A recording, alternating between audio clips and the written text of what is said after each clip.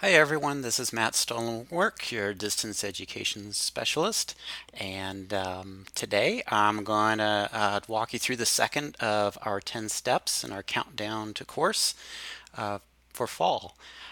If you completed the activities in Monday's post, you should now have a list of all the activities and the resources for your course in sequence and grouped by week or unit. So now we're ready to start adding your resources and activities to your course. So today I'm going to show you really quickly how to set up the course to add those resources and activities, and then actually add the resources from your activities list, like Moodle pages, links to web pages, files, images, and videos to your course. So here your course page will look something like this. It's broken into parts. You'll have your blocks on the sides, here on the left and probably on the right. And in the middle here, this is the content area. This is where all your course information is going to go. So I have a new course here, and you'll notice that the content area is divided into sections, which is generally how people set up courses. Up here is the overview section that will appear at the top of every course. And then the sections below are broken either by week or by topic. These ones here are by topic. Yours will probably have the weeks listed on them. And you may or may not already have content in all of this. So we'll use the topic format, and I like that because we can override these topic settings, put in our own custom headings. Um, Now, in our case, remember, we're not going to be using weekly activities. All of our weekly activities are going to be in the syllabus. And the goal is to put the syllabus up here in the overview section, and then have 3 sections reserved for assignments and resources and support stuff right here. So you can arrange yours the way you want, but that's the way that I've arranged it. Here's how it looks in the course. Here's the syllabus. This is all the overview section here. And then down below I have sections for assignments, and a section for resources, and a section for support. So the reasons I have these here in these sections and have everything else in the syllabus. It's easy for students to locate assignments together and resources together, and you support things together. If they're all grouped together, they don't have to look through all of the weeks to find them, if it's something that's an ongoing thing, especially. It also the links to these activities and resources, if you type them out, the actual names here, if you type them up in the syllabus, they'll automatically become links. So I'm going to go back to the sample course here, and right now the sections are currently set up by topic.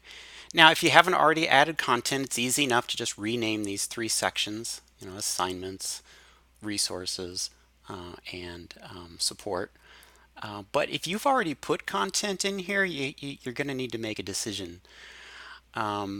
You're either going to decide you're going to need to decide whether to rename your activities and your resources and reorganize them into new sections like these, or you can just leave them be and maybe just hide those sections when you're done with your course, so it reduces clutter and confusion for your students. Since they will be able to access everything in the syllabus, they won't need to see all the stuff below. But if you do that, then they won't have that handy list of assignments by due date if you want, and resources all grouped together, all the rubrics and stuff. That's just a decision that you'll need to make for yourself. So what I'm going to do really quickly is I'm going to rename these 3 sections, show you how to do that. It's very simple. The first thing you need to do is make sure you have turn editing on. Since I have it on now, it says turn editing off. It's just a toggle. You can just go back and forth with it. You want to make sure it's on, so it'll say turn editing off. Okay, the next thing we're going to do is we're going to go into this section right here. We're going to name this one assignments. So we choose this gear icon. This is lets us edit this summary up here of that section. And then up here is where that name is going to appear. If we keep this checked, it'll just say topic 1 or the week. I want it to say assignments, so I do that. And we could put summary, but I don't need to do that. I'm just going to hit save changes. If I typed in summary, it would appear right here below assignments, but I don't need to do that. I think it's self-evident. So I'll do the same for the other two.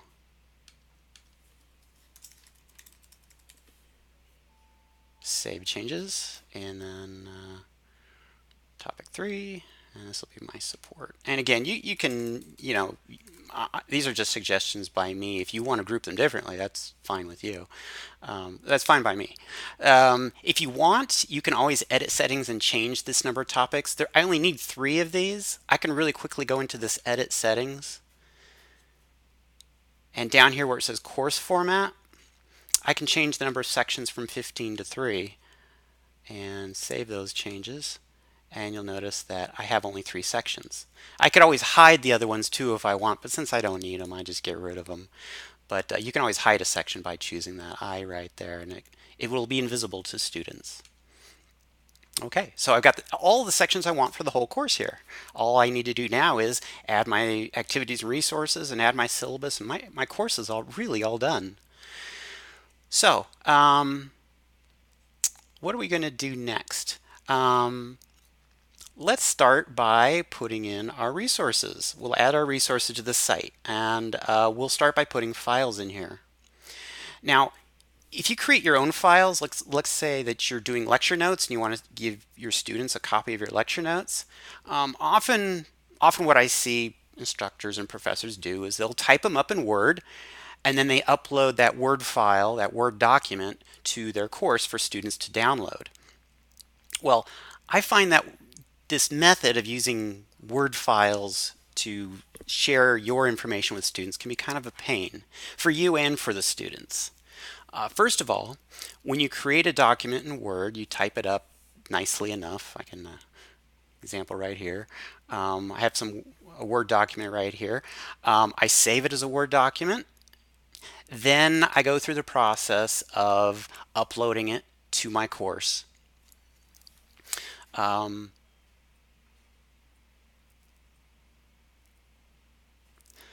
So let's say this happens a lot. It's like, oh gosh, I forgot. I need to add some comments to my notes that I'd forgotten. So if you need to make those changes, you have to go back to your computer, make sure you find the most up-to-date version of that document that you uploaded, because if you put an old one, that messes everybody up. You make the changes to that document. Maybe you save a copy, so you have a copy of the older, a version of the older one. Save the changes. Then you come to Moodle, you're going to have to delete the old file, the old version, and upload the new file, or upload the new file under the exact same name and overwrite the original. Well, besides that being kind of a long process, there is a risk that you might have 2 versions of the very same document. You might make changes to your home version and then forget to upload it. So that can cause problems too.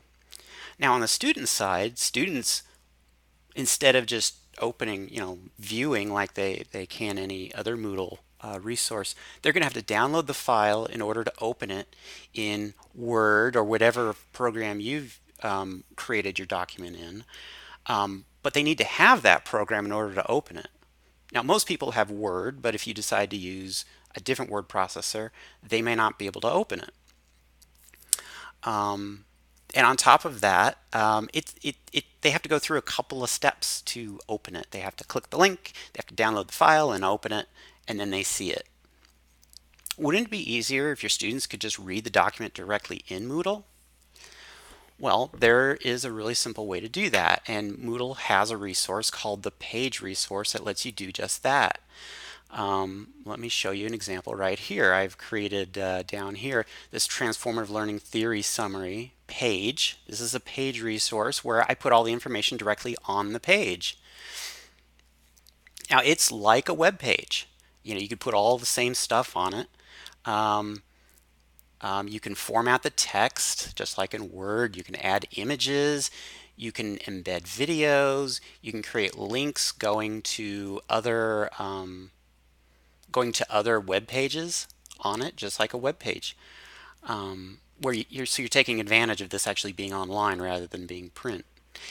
And even cooler is you can make the changes to this document directly in Moodle. You make the change once right here, and you don't have to fix it anywhere else. It automatically updates here. It's exactly what the students see. You have the most up-to-date version of your document right here. Now, you can compose directly in Moodle, or you can paste it. You can actually compose the original in Word if you're comfortable with that, and then paste it into Moodle and make your final changes in Moodle. And I'll walk you through that process right now. So first of all, we need to know how to create a page. We need to create a page here.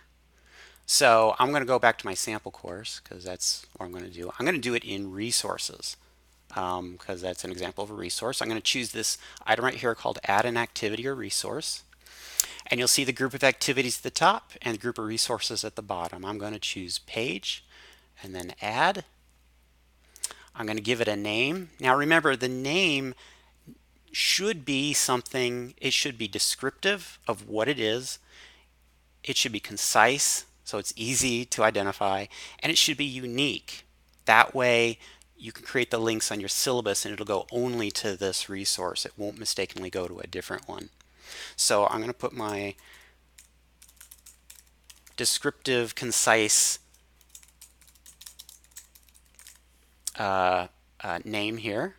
You can put a description if you want it to appear on your course page, but I don't do that. But Moodle does force you to put something here, so I'm going to just put a placeholder here. And then content, this is where you actually type your content. You can, like I said, you can do this from scratch. You have all the formatting tools up here. If you only see these, you can click this to get other ones, but most people just use these. Or, like I said, you can paste it from Word, and I'll show you how to do that. I'm going to open up a Word document. Here's my Word document. I'm going to select everything in it and copy it. Now you can just choose paste here, but unfortunately the formatting might not carry over cleanly. So what I recommend you do is you open up the extended formatting toolbar and choose this link right here. This is the paste from Word tool. Go ahead and select that, paste your Word text into here, and then choose insert, and it'll go in nice and cleanly using it'll like turn it into HTML, and you'll notice it carries over the formatting too. Now let's say I want to clean, just add a little extra formatting. I can do that too. Like let's say I want this to be a heading instead. I can do that. So I can, use all these tools to do that. And then when I'm done, I can save it. Now,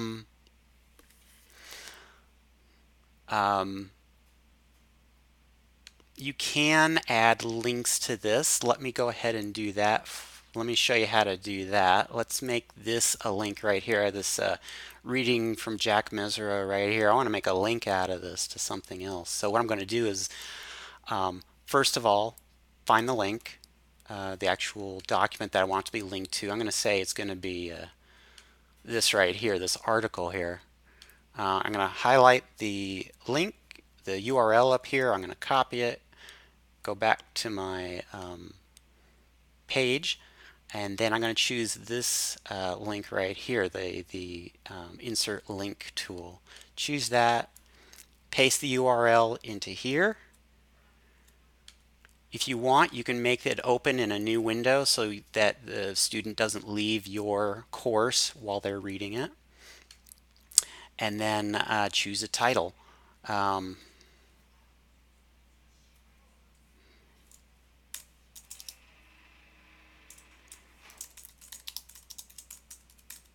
recommend that so that people can preview where it's going to go before they actually do it. And then choose insert, and there it is right there. When students select it, it'll open up the article in a new window. Okay, you can also let's see. Oh, you can also add an image if you'd like. For example, let's say I want to put Jack Mesereau's picture right here. I have a file actually on my computer to put here. Really quickly, I can choose this. This is the image icon right here. Select Find or Upload an Image, and then we can upload a file. So I'm going to browse my computer for the file. So it's located in my Google Drive. Yeah. Where are my pictures? Well, I don't have. Maybe I could just upload this one and we'll see what that looks like. Well, that's a big picture. Okay. All right. I'm going to just go ahead and use this one, but I'm going to do something a little bit different here. There's a tab here that says Appearance. I'm going to align it to the left. You can play with this, but this makes sure the image is on the left side of the text. And then I'm going to make this a lot smaller. I'm going to make it 200 and then tab, and this will make it proportional. And then I'm going to insert it, and it'll insert it.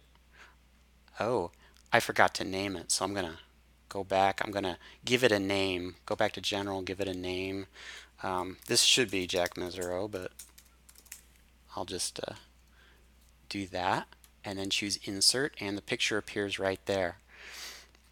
If I want to add a video, I just put my placeholder where I want the video to go, and I choose this media tool right here.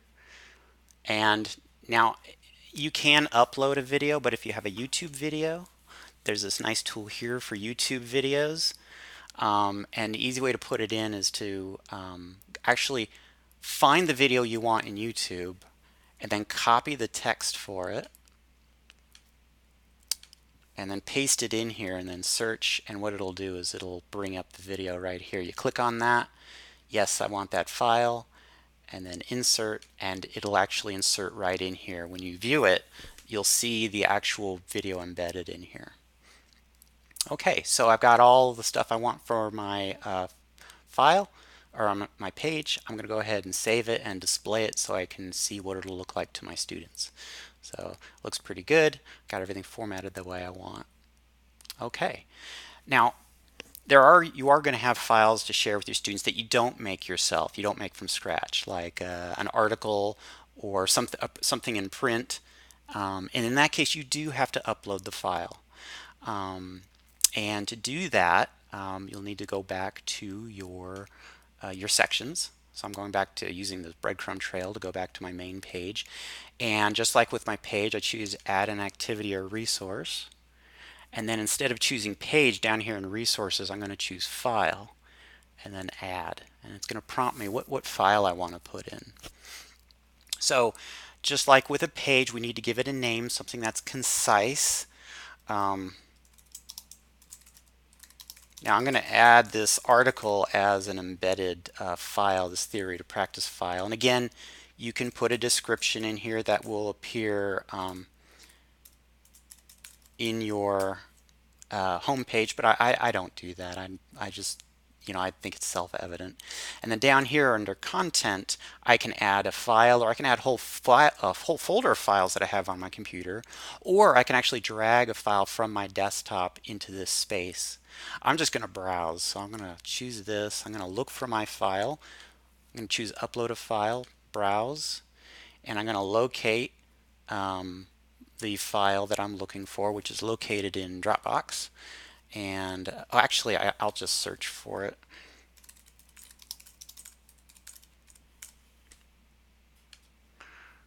And there it is right there. That's the one I want to upload. I upload the file, and there it is. Now, if you just leave the settings for this resource the way it is, it will, when students select a link, it'll download it and attempt to open it in whatever program on the student's computer. But I think a cleaner way to display would be to have it embedded in there on a Moodle page, and you can do that really easily. Change it from automatic, which is the default way, to embed, and then choose save and return. I'm going to return to the course just to show you what it'll do when a student selects it. So here's the file resource. When they select it, it doesn't download it. It just opens it in a Moodle page, so students can view the entire article in Moodle without having to leave your course. And they can, when they're done, they can just go back and they're still in your course.